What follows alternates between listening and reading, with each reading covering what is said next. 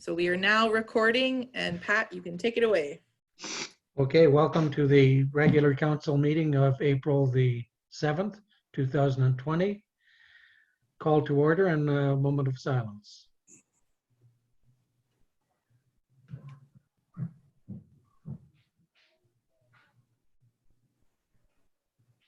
Approval of the agenda. I have a motion moved by Stacy White, seconded by Rick Owen. Be it resolved that the agenda for the regular meeting of council held on April 7th, 2020, beginning at 4:40 p.m. be approved as circulated to all members of council. All in favor? Approved? Unanimous? Any declaration of pecuniary interest? None declared. Petitions and delegations? None noted. Acceptance of the minutes and recommendations. Motion moved by Casey Owens, seconded by Dennis Perrier. Be it resolved that council approve the minutes of the following meetings. Minutes of the emergency meeting of council held March 24th, 2020.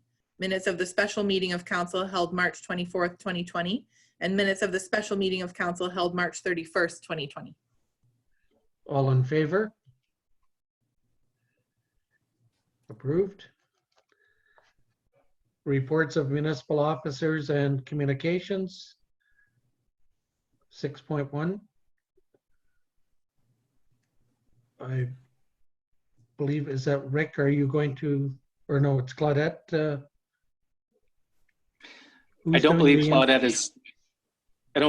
is with us, Your Worship. So okay, are you doing the influenza and virus pandemic or pandemic? Must be that coffee. Planning policy. I would be pleased to, Your Worship, and through you to council. Ms. Pullen has provided a very high-level generic pandemic planning policy for council's review that is designed and intended to address a similar situation to COVID-19 or H1N1 or SARS in a very generic fashion, recognizing that the specifics of any pandemic or emergency preparedness situation require customization, and this is the high-level framework to assist the municipality, staff, council, and residents in navigating through similar uncharted waters to what we're in right now. So I submit this report on behalf of Ms. Pullen and respectfully make the recommendations to adopt it. Am able to answer any questions, or will take the questions under advisement and provide council with future answers in the future, Your Worship. And I'm happy to accept any questions. Thank you. Patrick Adams. Yeah, certainly a good job on the policy. Some just things I'd point out would be for the section employee absence due to pandemic influenza. Staff members that require sick leave in excess of 4 days of consecutive days shall be required to provide appropriate medical documentation. If it's a pandemic, there's pretty much going to be an emergency measure saying that hospital notes shouldn't be allowed. That's already a rule that's happening right now in Ontario, and policies that I've seen out there are encouraging you not to ask for medical documentation. So maybe having a point in there saying that we will acknowledge that there won't be access to medical documentation. Also, a work from home policy. I haven't seen one or any reference to a work from home policy in this case to separate people. So how do you keep accountability and stuff like that? Some workplaces I've seen have very specific work from home policies, and it's recommended from many employers out there. There's only 2 for now. I'll let others speak. Yes, Councillor Adams, I understand what you're saying. I think, like Rick said, it is work in progress. The one that DSAB had sent out, had they included the work in progress? I'm sorry, in working out of the house? Yep. I think they did. Yep. I haven't seen one in our actual spread of policies, but if we have people working from home right now, what policy do we have in place that helps manage that? Okay. And I think that's something we can look at. uh, This is going to be work in progress, this policy. I can see But if we that. Go ahead. if we approve this now, then we are telling people that during this pandemic of influenza, they need to get a sick note, even though we know that they can't get a sick note. So I won't be voting in favor of accepting this.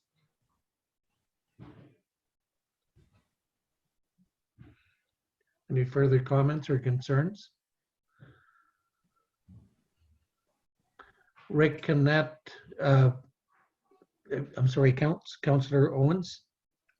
Wouldn't the province, their emergency declaration supersede our policy anyway? So if you have the policy in place because the government superseded us, doesn't that kind of null that section of the of our policy? Councillor Adams?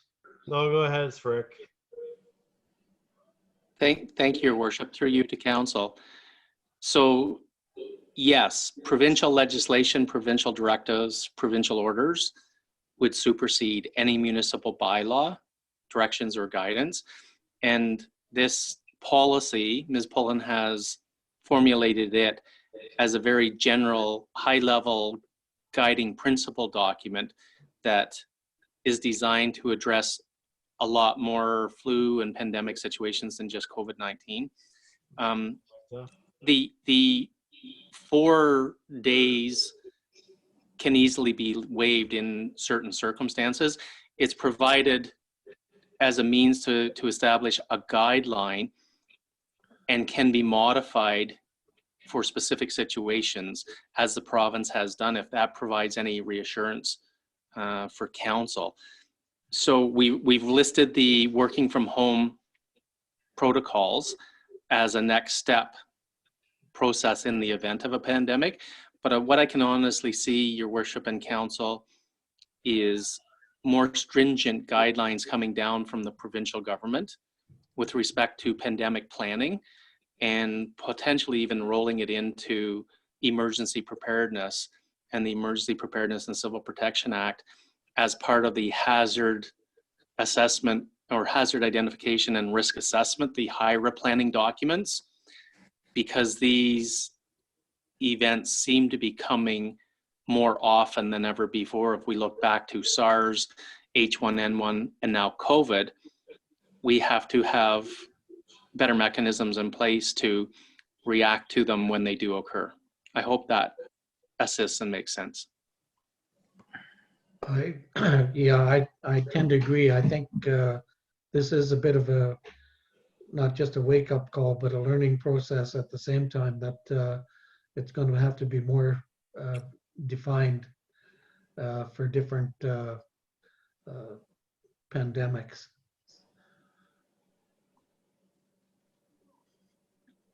Councillor Adams?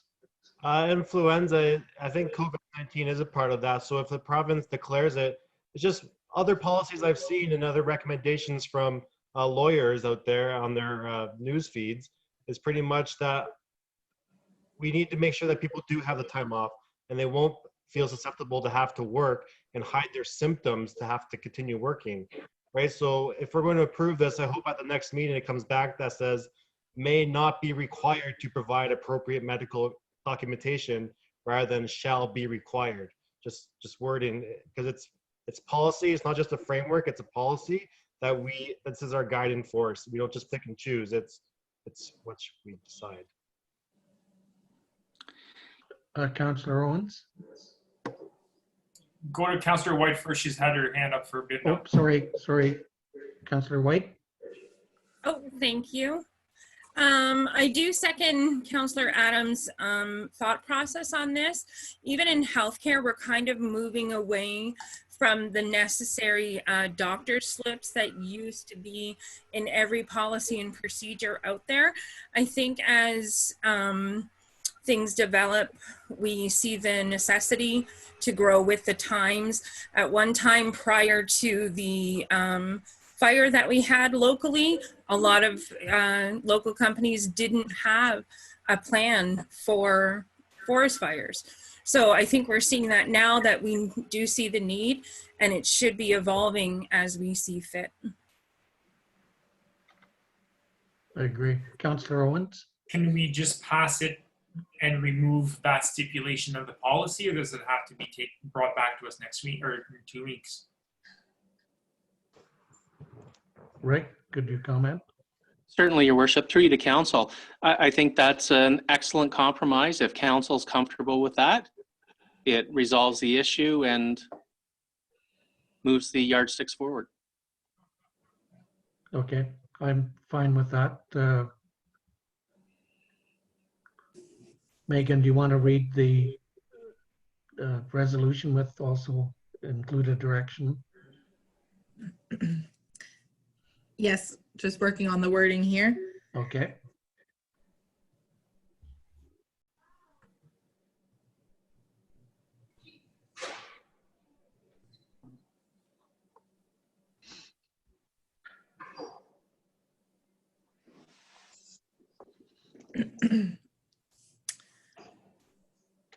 So I've amended the motion to read, well, so it'd be moved by Patrick Adams, seconded by Eugene Ivanoff. Be it resolved that the influenza and virus pandemic planning policy be approved with the removal of number 3 under employee absence. Any concerns or questions from council? Councillor Perrier? I'm just wondering, do we have any people right now working from home? Yes. We do? Okay. Rick, do you know how many we have? Thank you, Your Worship. Through you to council. I don't have the exact number, but we do have a handful of people that are reassigned to home. We have had some people come back from quarantine, but in all instances where people are able to perform duties remotely, we have reassigned them for various reasons, whether there's an existing health concern that we don't want any exposure whatsoever, or what it may be, but we've implemented a criteria above and beyond the COVID-19 screening to protect the health and safety of the employees. No, that's great. Thank you.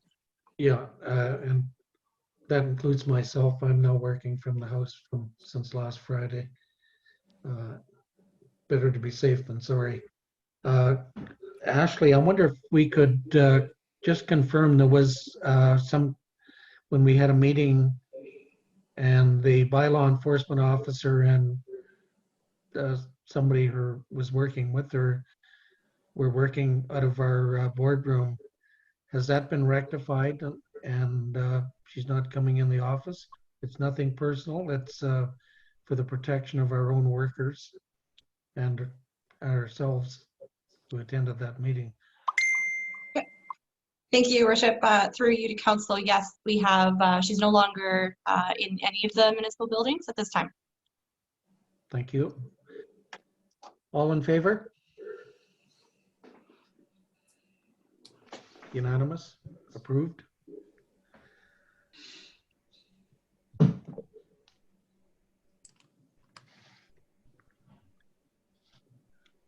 Spring and fall waste management cleanup events. Ashley, go ahead. Thank you, Your Worship. So I have a few reports for you tonight. The first one is the spring and fall cleanup events, which provide residents an opportunity to dispose of waste from their property and household. Typically, we allow 1 pickup truckload, which is approximately 2 cubic meters, and allowing it to happen 1 time per residence in the spring and 1 time in the fall. And that's at no cost. We do have some conditions that are associated with the program, including it only being applicable to the residents of the town of Kirkland Lake. And also just to note that the appliances containing Freon are excluded from the event. So what we tried to do this year was break down, and these are typically numbers that are provided to you in the final report that's done after the event. But I tried to break down the last 2 years and the costs associated with offering this service. So you're looking at about $30,000 in 2019 and about $2,100 in 2018. So we did want to make sure that you guys were aware of the costs associated with offering this service. We also wanted to make sure that you're aware that we're reducing the landfill capacity, and we are not collecting revenues to offset that operational cost. So just to be cognizant of that. We are still recommending that the program be implemented this year, similar to last. So we would have an event start on May 4th to May 17th, and a fall cleanup event from September 28th to October 4th. So we did identify as staff within the development of the strategic plan when we were talking to Strategy Core that spring and fall cleanup events are areas where service level standards could potentially be reduced as a cost saving measure. So we did want to recommend that we proceed with the 2020 events. However, bring back a report to council in Q4 of this year to analyze the cost benefits of the two programs and how it's impacting the community and property standards and into the future. So we do need to be aware that we are currently in a different time where we have the COVID pandemic occurring right now. So we're assuming it's still going to be of concern during this year's cleanup events. We do want council to know that we have put protective measures in place for tipping fee attendance. And we also intend to restrict the number of vehicles accessing the site at the same time. We want to make sure those social distancing measures are being maintained during the event. Regardless of that, we still think this is an excellent program and really encourages people to clean up their yards and make sure Kirkland's looking aesthetically pleasing as possible before the start of summer. So we do want to proceed with holding it this year. I'm free to take any questions or comments. I have to agree, Ashley, it is a worthwhile event because otherwise people start taking fridges and stoves out to the bush and dumping them. And it just worsens the effort to keep our community clean and surrounding areas clean and protect the environment. Councillor White. You're next, Rick. Thank you. Ashley, can you tell us what measures, including PPE, residents can expect of the person out at the dump when they're being greeted at the gate, what that will look like to the residents? So essentially, through you, your worship, to council, essentially what we've done is provided them with protective equipment. So they do have gloves, they have hand sanitizer, and they do have masks. So they have been instructed to wear those. In terms of collecting cash, we're still allowing that to take place with the idea that they would be protected by having the gloves on and applying hand sanitizer every time they've dealt with the public. The tipping fee attendant has also been instructed to make sure that they go to the driver's side door so they're not reaching through vehicles to exchange change. Other than that, I mean, things are pretty status quo. They have been taking into account the social distancing measures as well, so not allowing too many people at the face if necessary. Okay, Councillor Owen. Yeah, I'm all in favor of the cleanup, but my concern is the dates. I'm wondering if we can push it further along. I think it's too soon. I don't think we're going to be at the end of the pandemic by then. And we're sort of going against provincial recommendations that we self-isolate and stay at home if we're offering this service for people to go to the dump and have free tipping fees. So I'm all in favor of the event. I'm concerned about the dates. I think it's perhaps too soon under the current reality that we're living in.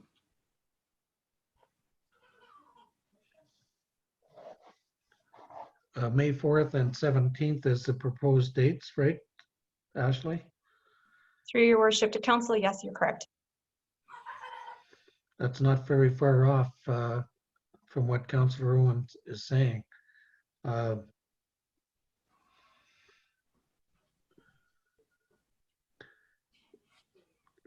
you in, would there be any problem changing those dates? No, we could definitely modify them if necessary. We're trying to line it up with the long weekend of May. Okay, Councillor Adams. I think this time is perfect. Everyone's staying at home. I know my wife and myself have been busy putting around, keeping busy, trying to get rid of things. And this is an opportunity to get rid of those things appropriately rather than having a pile and stare at it for another little while. But If people are at home self-isolating, doing their things, they can clean up their yards and clean up the insides and take that opportunity to hop in their vehicle, drive to a dump and dump it. Councillor Owens? Sharing what Councillor Adams is saying right now, like I've taken the opportunity to work on my house for the past 3 weeks between working at home and homework. And you can be safe by going to the dump. You can practice the social distancing if the employee is wearing his PPE and you're not in close contact with it. You can still follow regulations and take advantage of this service. Unless circumstances change between now and May 4th and the government comes down hard on us. But I think right now, I don't see it as being a big issue.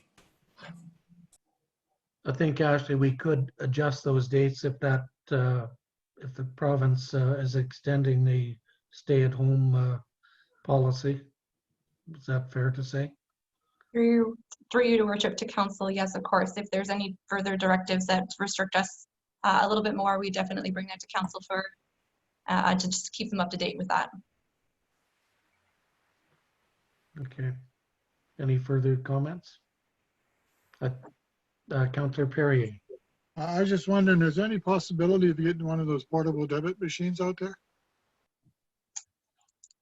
Through your worship, to council, we actually just looked at that today. We were looking at it as a potential precautionary measure for our tipping fee attendants. So we were checking out what the prices would be. At this point, I don't have any answers for you yet, but I could certainly forward them along if you'd like to consider it. Thank you. Councillor White.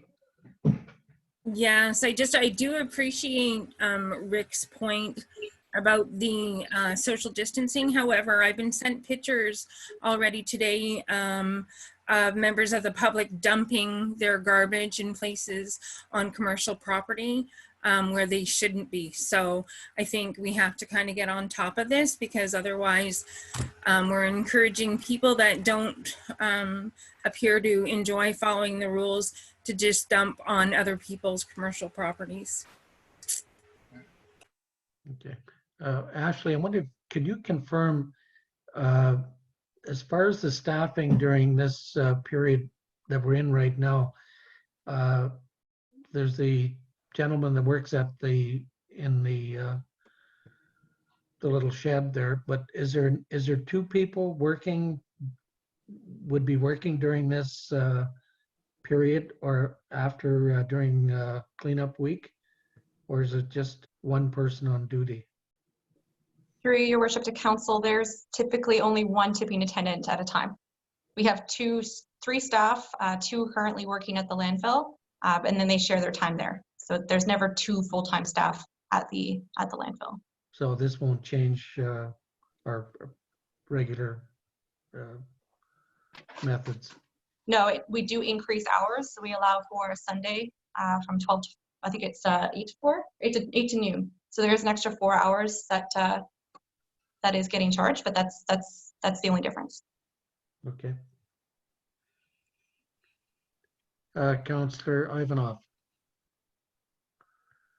Yeah, I mean, it's going to be free tipping, so I'm not sure how much communication you have to spend with this guy and how much. You're not going to exchange dollars.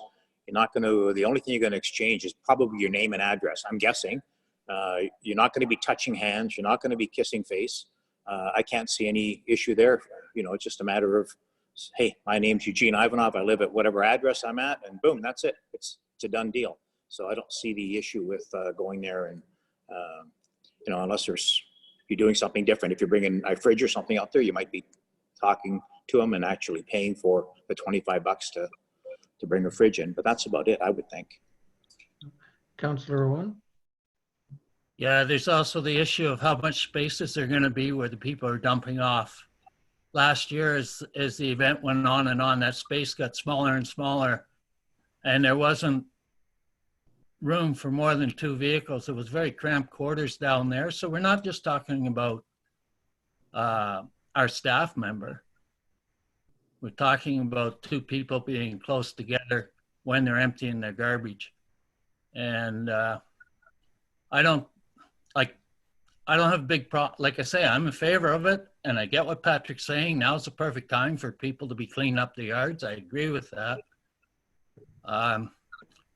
So whatever the rest of council wants, that's what I agreed to, but those are my concerns and I voiced them. Thank you. Thank you. Councillor Owens.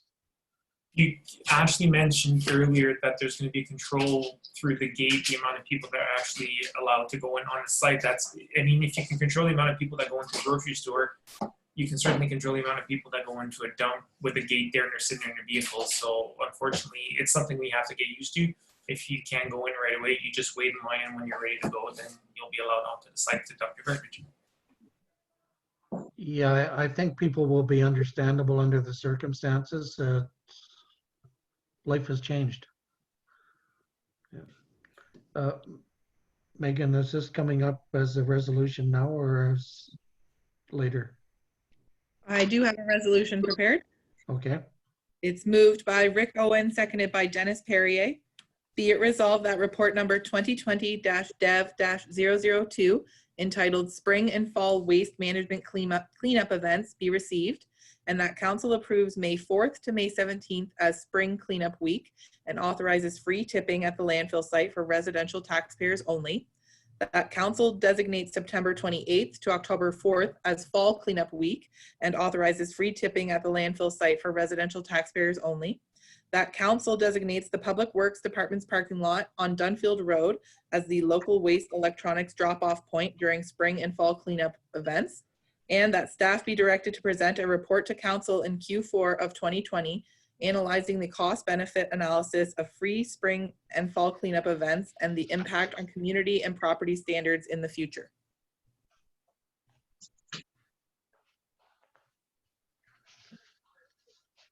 Can you still hear me? Yes. I lost the whole screen. We can see you. What does it look like, Your Worship? Oh, it's back to my my homepage. Well, we can see you. Did you possibly minimize your screen or click No. open a different tab? Nope.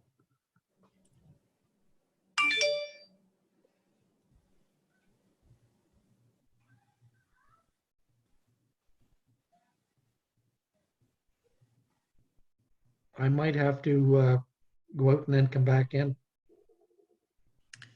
Is there a little movie icon at the bottom of your screen? It looks like an old video camera at the bottom of your home screen.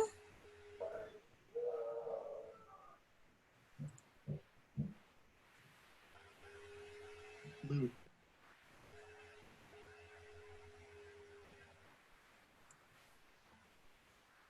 Mm. Oh, you're right. Got it. Thanks, Stacy. No problem. Stacy. Thank you.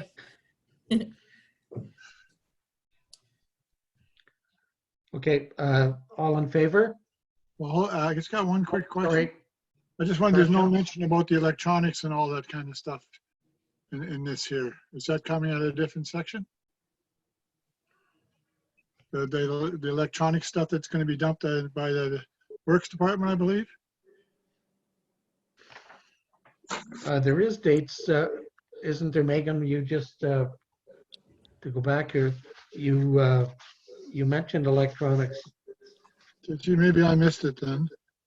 Okay, sorry. But there wasn't, was there a date attached to that? Okay, yeah, I see It it. just now, said, yeah. yeah, in Q4. Yeah, I'm sorry, I missed it. Sorry about that. So through you, Your Worship, to council, the motion reads that the parking lot on Dunfield Road as a local waste electronics drop-off point during spring and fall cleanup events. So it would be the same dates. It would be from May 4th to May 17th and September 28th to October 4th. Okay, thank you. I missed it there. No problem. Yeah, any further comments? All in favor? Unanimous, passed. Item 6.3, municipal bylaw enforcement during COVID-19. Ashley? Thank you, Your Worship. I figured it'd be a good opportunity to update you a bit on some changes to our bylaw enforcement during the COVID pandemic. So as you're aware, we have PADS, Protection and Detection Services, contracted out for this service. And although they have been declared an essential service, we have, as staff, instructed bylaw enforcement officer to minimize the issuance of tickets during this time. Obviously, if there's a real issue, we would ticket, but at this point, we're trying to minimize how many tickets are being issued. So as an alternative, and some of you may have already seen it, officers are issuing courtesy warnings and notices of infractions to bylaws. We are asking, requesting that the residents of Kirkland Lake abide by the rules and regulations with town bylaws at this time. Right now, I'd like to say that they're focused predominantly on clean yards infractions that may be followed up on once snow melts. They're also working on conducting a yield sign analysis, which was part of our previous discussions related to parking bylaw changes. So they're actually looking at the regulations under Book 7 on when a yield sign should be in place and when a stop sign should be used, and going around Kirkland Lake and Sostika and doing analysis for us. They're also comparing existing signage with what is presently in the parking bylaw to make sure that there's consistency between what's on road or what's on the road and then what's in the parking bylaw itself. So we have noted that there are a couple things that are not consistent. So we want to be sure that we addressed it. The other thing that I did want to bring to Council's attention is that on March 27th, the province signed a ministerial designation under the Provincial Offences Act, which authorized our bylaw enforcement officers to enforce the Emergency Management and Civic Protection Act orders. So this is essentially anybody who's not complying with social distancing regulations or operating a business that is not considered an essential service. So at this time, we have not directed our town's bylaw enforcement officer to assume this responsibility.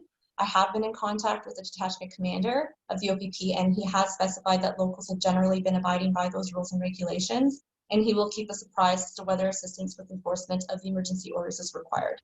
So unless they call us and say they need our bylaw enforcement officer's assistance, we are not going to get involved with it. The other thing that we're doing today is an appointment bylaw. So we did get some notice that in order to properly enforce or to have proper enforcement to occur during our court processes, it's essential for our bylaw enforcement officers to be appointed by bylaw.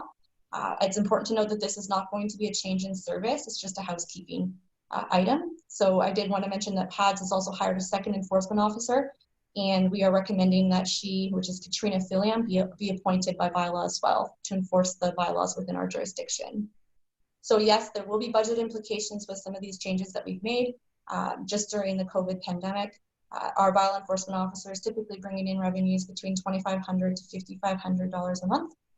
We likely will not see that happen through half of March, likely all of April, and depending on how long we are instructed to stay indoors, we'll assess as we go. So if there's any questions or comments, I'm more than happy to respond. I'm pleased with the approach that the commanding officer and what you've been able to arrange, because I think it's going to be difficult for our bylaw enforcement officer to, even with the additional help that she would be getting, to enforce distancing and matters such as that at grocery stores. Most people are pretty good. I think there's a certain responsibility on the owners of the store. They've certainly been very good in cooperating with the community and providing the groceries service to us. I just think it's difficult for our bylaw enforcement officer to come down hard on that and put spend that much time on it. But that's my personal feelings. Any further comments? Councillor White? Yes, Ashley, I believe that this is just perfect what you're doing with the local enforcement officers. I think it's important because we went without local bylaw enforcement for so long that we kind of keep up with those warning tickets, just to make sure that our citizens are still well aware that we do have enforcement in place, and they will be continuing throughout this crisis. And I absolutely love that we have resources now to do this investigation with the yield signs and our parking and traffic bylaw. Excellent job. Thanks. I agree. Councillor Ivanoff? No, I was just agreeing with Councillor White. I think that's a great idea. Is just to lay off tagging people for the foolishness that they may encounter, but keep track and go after them and warn them, and the spring cleanup thing will probably clean up some of those yards hopefully, and the yield thing is certainly a priority with this council. So let's get it done, and if these people have the resources, now's the time to do it.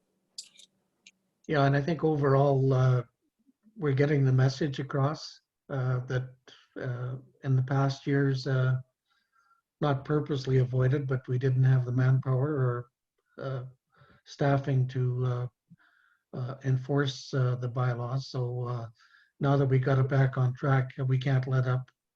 So I totally agree with Councillor White. Any further comments? None noted. Megan? Okay. So I have a motion moved by Patrick Adams, seconded by Stacy White.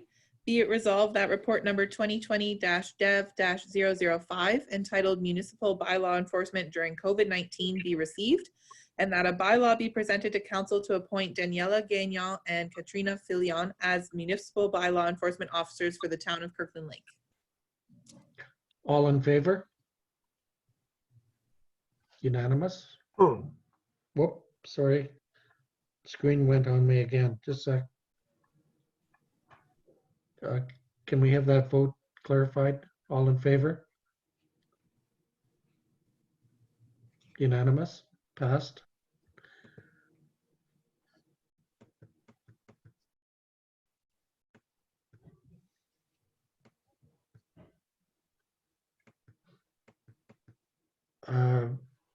We're moving to 6.4. Ashley? Thank you, Your Worship. We've received a request for a maintenance dig agreement north of Swastika from Enbridge Gas, which is Union Gas. We have entered into an easement agreement with them back in 1991. However, the company requires access to the pipeline to undertake various maintenance activities at this time. And in order to carry out those activities, it requires temporary land rights that are above and beyond what was specified in the original easement. So this easement is proposing to be temporary in nature, terminating on December 31st, 2021. There is revenue of about $1,500, which was unexpected, so that's good news. And they will be remediating the property back to its original state or better once they complete the required work. So I think it's a pretty simple one, but if there are any questions or comments, please let me know. Councillor Adams? No, I'm certainly in favor. Just that 1,500, if it's possible to put that, is there somewhere where that money is going already? If not, the community improvement plan would be a good spot for that. Where would that normally be, the funds be designated to? Through Your Worship, it would be through general operating. So it'd be a general revenue. I would support Councillor Adams' recommendation to build up that community improvement plan fund. So we haven't done too much on it so far. Any further comments? A resolution? The motion moved by Stacy White, seconded by Dennis Perrier.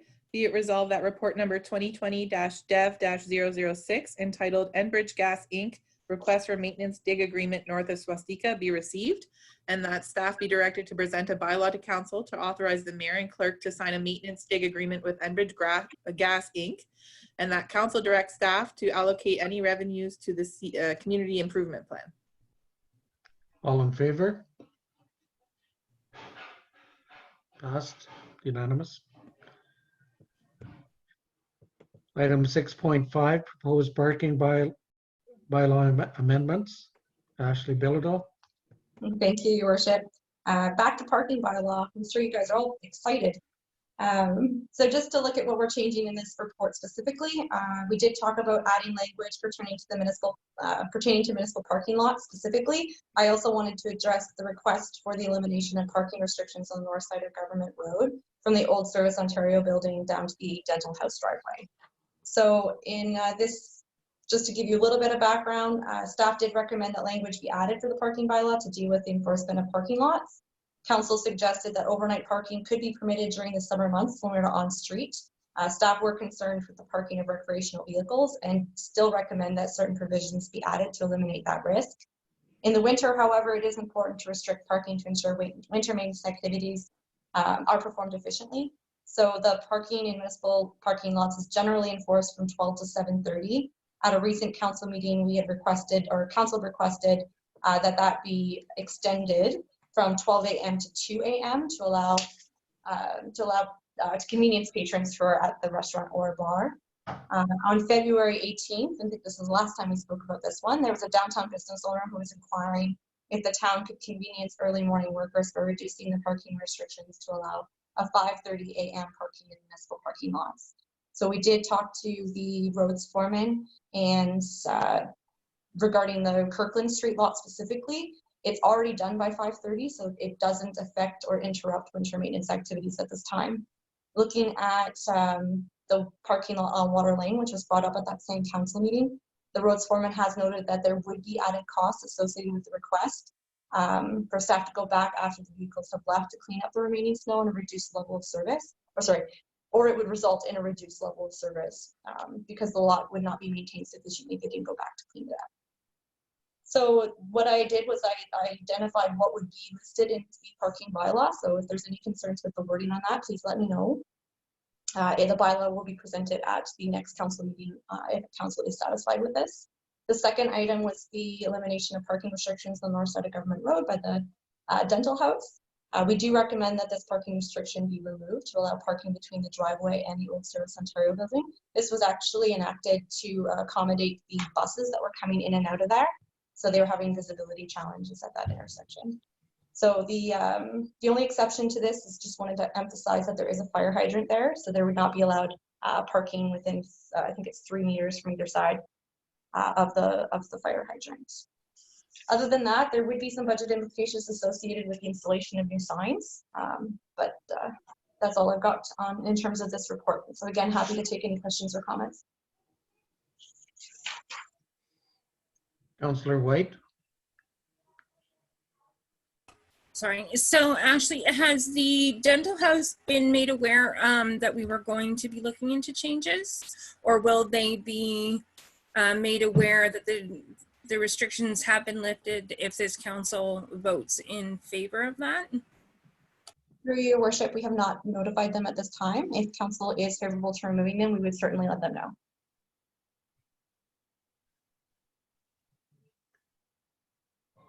Any further comments or questions from council? Megan, proceed.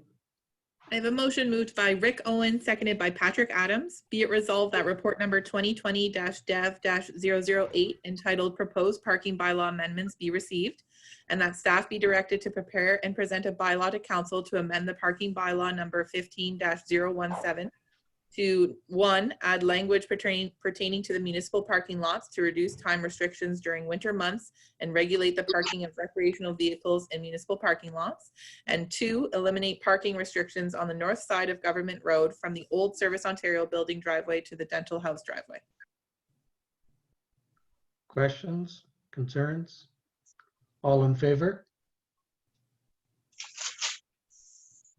Opposed?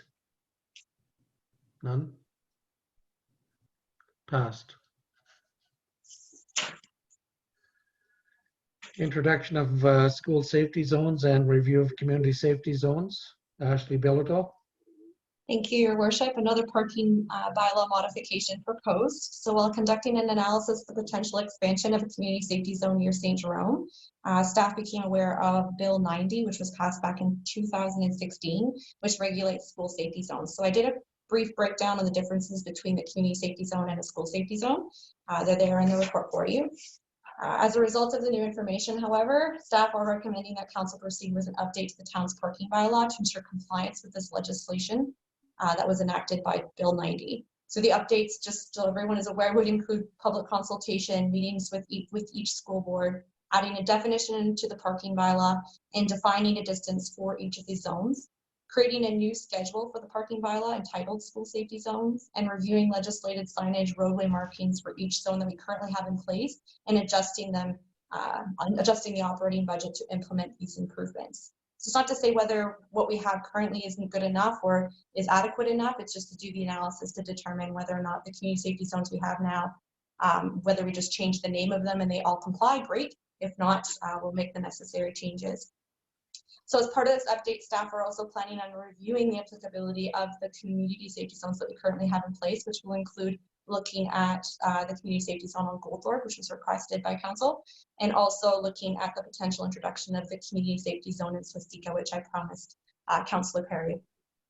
So staff will analyze these modifications as part of the entire update and provide recommendations once the review is completed.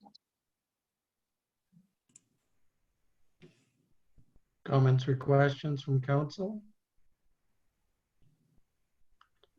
Councillor Owen. Through you to Ashley, are we required to change the community zones to school zones? Because to me, that looks like an added expense when the result is the same. Through your worship, yes, it's my understanding that we need to have school safety zones instead of community safety zones. From my understanding, I don't think it'll be as bad as it may look.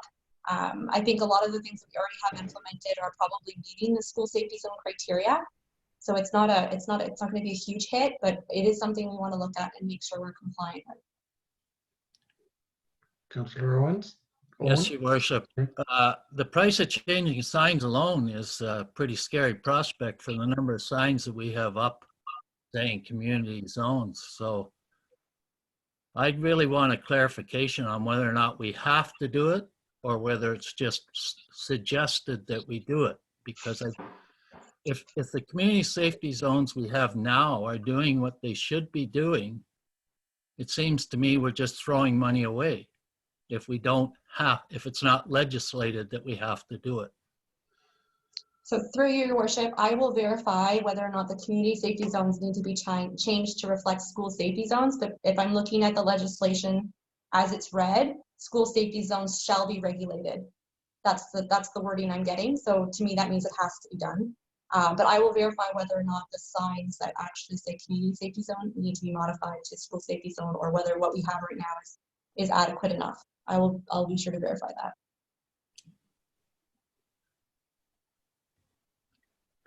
Further comments? None noted. Megan, can you adjust the resolution to include that be verified as a requirement?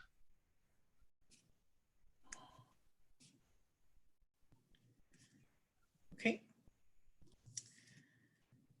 So a motion moved by Eugene Ivanov, seconded by Casey Owens. Be it resolved that report number 2020-dev-009 entitled Introduction of School Safety Zones and Review of Community Safety Zones be received, and that staff be directed to conduct public consultations to assess the applicability of the existing community safety zones and the need for future community safety zones, and that staff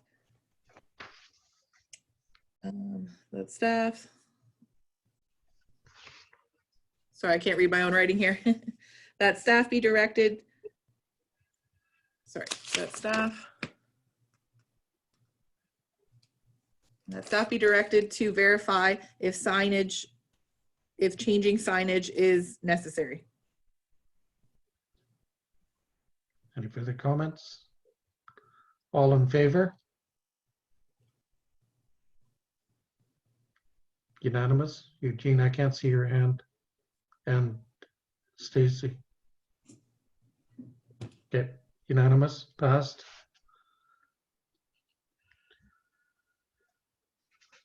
Item 6.7, request from the Legion to waive tipping fees. Ashley Bilodeau. Thank you, Your Worship. So as you're aware, we received a request from the Royal Canadian Legion to waive tipping fees at the landfill. They've taken the business interruption caused by COVID-19 to go through accumulated items in the attic, and they began cleaning up the area in an attempt to install proper shelving units for better storage of retained items. So they do not anticipate generating more than 3 waste containers, and after communicating with them directly, I actually think they'll be keeping it down to 1. So just keep that in mind, that the numbers that are here are reflective of three bins. So the budget implications are about $261.25 per bin. This waiver that they're requesting is up to $783.75 in lost tipping fees. So previously, just to give you some context of what we've done in the past when it comes to waiving tipping fees at the landfill, we've waived 33% of tipping fees associated with the Park Lane building, up to $1,000 for 470 Government Road West, and 100% of the tipping fees for the building used by the Air Cadets. Typically, we're waiving tipping fees associated with properties that will be enhanced in aesthetics or value or a new use of a building. So the town currently has a policy in place that waives 50% of tipping fees associated with demolition of abandoned buildings. This is something our CBO manages. And council has recently adopted a community improvement plan that offers the opportunity for commercial industrial property owners to apply for the waiving of tipping fees related to the improvements of commercial industrial buildings. From my opinion, the Royal Canadian Legion with this request does not necessarily meet the criteria of the policy or the CIP. However, they do provide a valuable service in Kirkland Lake and donate a great deal of money in the community without fanfare. So although we don't expect to have a great effect on the value or use of the building, it is a not-for-profit organization that does offer great service. And if council is supportive of proceeding with a reduced fee for tipping, it is recommended that council look at developing a policy that would be applicable to this type of situation to increase clarity for other businesses and not-for-profit organizations that may be looking to take advantage of a similar program.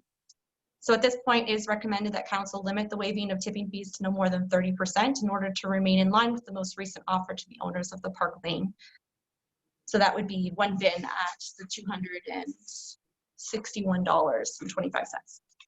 The letter requesting the waiver of tipping fees has been attached for your review.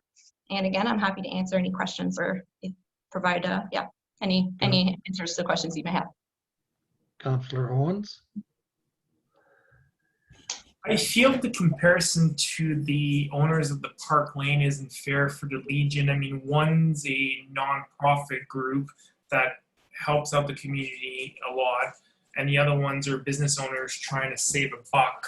So I'm thinking it'd be more fair to the Legion to align them with the Air Cadets that got free tipping in this case than to do it with the Park Lane building.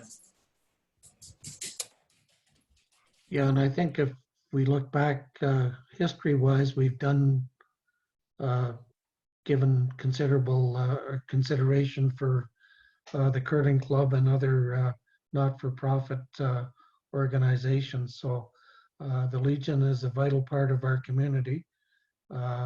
We all know how tough the Legions are running tight across the country, and a lot of them have actually closed or had to sell their buildings. So they've certainly rejuvenated their membership and a big contribution to our community. So I do support this. Councillor Owen. Yeah, I would be in favor of giving them free tipping fees on this. We can't underestimate the value they add to the community, not just for veterans, but for young people, for seniors that aren't veterans, everybody in between. They support so much in this community that I think they are very deserving of having this tipping fee waived 100%. And I certainly agree with Casey. It's not fair to compare them with a for-profit organization. So I would recommend we waive the tipping fee 100%, no matter how many bins they have to take on this project. I know they won't abuse it. I would support that, Councillor Owen. Any further comments with Councillor Perrier? No, nothing. Oh, Sorry. I just wiped my eye, but I do support Councillor Owens' suggestion, though. Okay. Go ahead, Megan.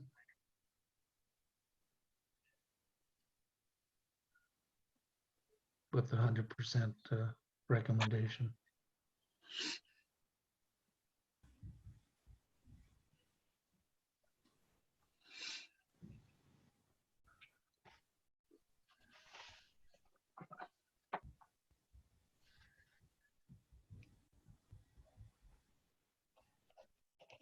Sorry, I didn't realize I was on mute there. So I'll amend the motion to say waive 100% of the tipping fees. Am I to remove the number of containers as well, or would you like it to stay at 3 containers? Stay at 3. Okay. Oh, sorry. That's fair. Okay, so the motion will read, moved by Rick Owens, seconded by Stacy White. Be it resolved that report number 2020-dev-010 entitled Request from the Royal Canadian Legion Branch 87 to waive tipping fees be received, and that Council for the Corporation of the Town of Kirkland Lake authorizes staff to be directed to waive 100% of the tipping fees for the Royal Canadian Legion Branch 87 to dispose of 3 containers from the cleanup of Branch 87 until June 30th, 2020. Any further comments? All in favor? Unanimous, approved. Consideration of notice of motion. None noted. Introduction, reading, and consideration of bylaws. So I've got a motion moved by Eugene Ivanoff, seconded by Dennis Perrier. Be it resolved that the following bylaw be read a first, second, and third time, numbered, passed, signed by the mayor and clerk, and the seal of the corporation be affixed thereto. Bylaw number 20-036, being a bylaw to amend bylaw 15-017, being a bylaw to regulate parking in the town of Kirkland Lake. All in favor?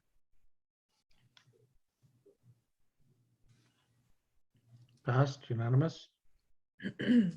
Motion moved by Dennis Perrier, moved by Rick Owen. Be it resolved that the following bylaw be read a first, second, and third time, numbered, passed, signed by the mayor and clerk, and the seal of the corporation be affixed thereto. That bylaw number 20-037, being a bylaw to amend bylaw 20-002, being a bylaw to provide for interim tax levy and to provide for the payment of taxes and to provide for penalty and interest of 1% per month. Any further comments? All in favor? Passed, unanimous. Motion moved by Dennis Perrier, seconded by Eugene Ivanoff. Be it resolved that the following bylaw be read a first, second, and third time, numbered, passed, signed by the mayor and clerk, and the seal of the corporation be affixed thereto. Bylaw number 20-038, being a bylaw to appoint municipal law enforcement officers for the purpose of enforcing bylaws in the town of Kirkland Lake. All in favor? Passed, unanimous.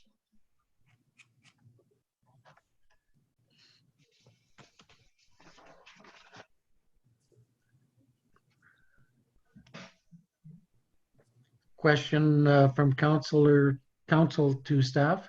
One that was received late, is that being addressed at the next council meeting, Rick? Is that correct? Yes, your worship, we will be putting that on to the next agenda. Thank you. Notice of motion? None noted. Councilors reports.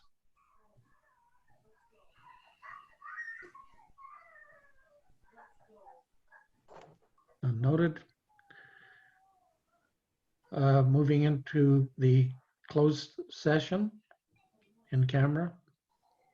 So I have a motion moved by Patrick Adams, seconded by Stacy White. Be it resolved that council move into an in-camera meeting pursuant to section 239(2) to discuss 3 land disposition matters. All in favor? Passed, unanimous. Okay, so at this time, I'm going to pause the recording and ask any members not of council to leave the meeting. Now we should be back recording. Okay, we're on item 15. Confirmation bylaw.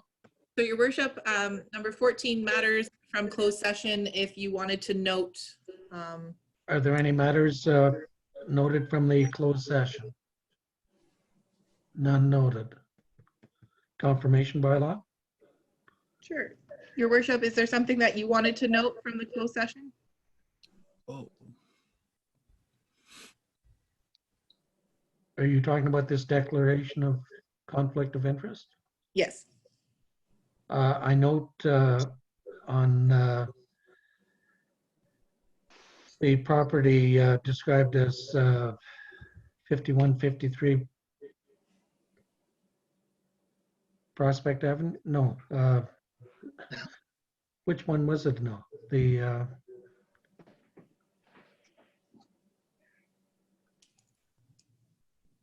65 Government Road West. I believe it was item 13.3, your worship. 5153 Prospect, sorry. That Right. I believe I had a conflict of interest and so declared, unfortunately, late in the process. And I removed myself from the discussion and from the vote. Please note that in the minutes. Perfect. Now we'll go to confirmation bylaw. So the motion moved by Casey Owen, seconded by Dennis Perrier. Be it resolved that the following bylaw be read a first, second, and third time, numbered, passed, signed by the mayor and the clerk, and the seal of the corporation be affixed thereto. Bylaw number 20-039, being a bylaw to confirm the proceedings of council at its meeting held April 7th, 2020. All in favor? Approved? Unanimous?